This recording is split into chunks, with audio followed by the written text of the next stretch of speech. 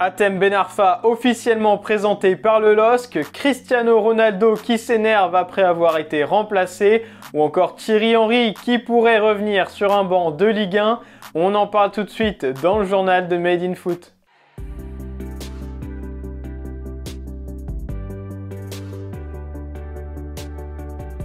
Et de 7 pour Hatem Ben Arfa, le milieu offensif de 34 ans s'est engagé hier avec Lille pour un contrat jusqu'à la fin de la saison. Il s'agit donc de son 7e club français dans sa carrière. Sans club depuis son départ de Bordeaux l'été dernier, l'ex-international a reçu une opportunité en or avec le champion de France en titre.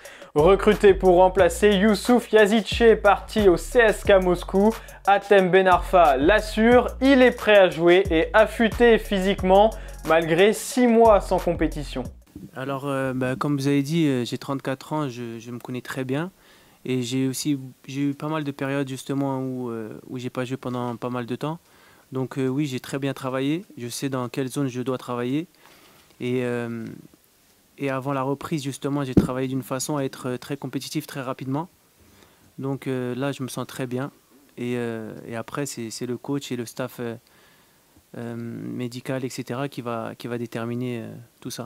Ben Arfa aura donc 6 mois pour faire ses preuves et convaincre Jocelyn Gourvenec et Olivier Létang qu'il a bien connu à Rennes et au PSG. Et pour la première fois depuis 2016, il aura l'occasion de le faire sur la scène continentale avec la Ligue des Champions et un 8e de finale face à Chelsea. J'ai un scoop pour vous. Et si Thierry Henry revenait en Ligue 1, l'ancien coach de Monaco, actuellement consultant pour la chaîne Prime Video, serait le favori des dirigeants de Bordeaux pour succéder à Vladimir Petkovic. Très fragilisé par les mauvais résultats des Girondins, l'ancien sélectionneur de la Suisse pourrait rapidement perdre son poste. Un mauvais résultat contre Strasbourg ce week-end et ce serait la porte à coup sûr pour lui.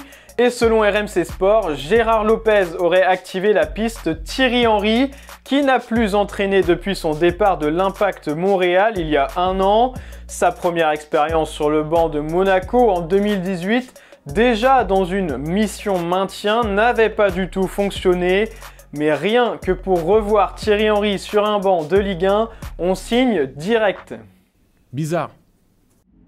Manchester United a retrouvé la victoire hier soir face à Brentford, mais l'heure n'est toujours pas à la réjouissance du côté des Red Devils. Depuis son arrivée, Ralf Rangnick n'a toujours pas réussi à relancer les Mancuniens, qui sont actuellement 7e de Première Ligue, et il doit désormais faire avec le mécontentement de Cristiano Ronaldo. Le Portugais n'a pas compris pourquoi il a été remplacé à 20 minutes de la fin et il l'a clairement fait comprendre à son entraîneur. Regard noir, quelques mots en direction de Rangnick et un manteau jeté par terre. CR7 a clairement piqué sa crise et il a fallu une longue explication sur le banc entre les deux hommes pour calmer la situation. Après le match, l'entraîneur de Manchester a assumé son choix en expliquant qu'il voulait assurer le résultat et que Ronaldo revenait d'une petite blessure. Entre sa colère de hier soir, les résultats décevants et ses déclarations pour souligner le manque de professionnalisme de ses coéquipiers, le retour du quintuple Ballon d'Or à Manchester ne se passe pas vraiment comme prévu.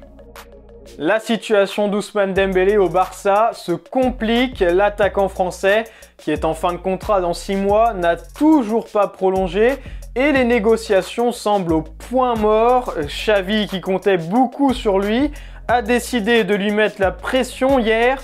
Soit il prolonge, soit il quitte le club. Voilà ce qu'a lâché le coach catalan. En attendant, Ousmane Dembélé pourrait ne plus rejouer sous le maillot barcelonais. Il n'est d'ailleurs pas dans le groupe pour affronter l'Athletic Bilbao ce jeudi en Coupe du Roi. Pour rappel, Ousmane Dembélé a été recruté 120 millions d'euros en 2017 et a réclamé un salaire XXL au Barça pour prolonger. Et voilà pour les actualités foot du jour. Merci de nous avoir suivis et on se retrouve bientôt sur la chaîne YouTube de Made in Foot pour un nouveau journal.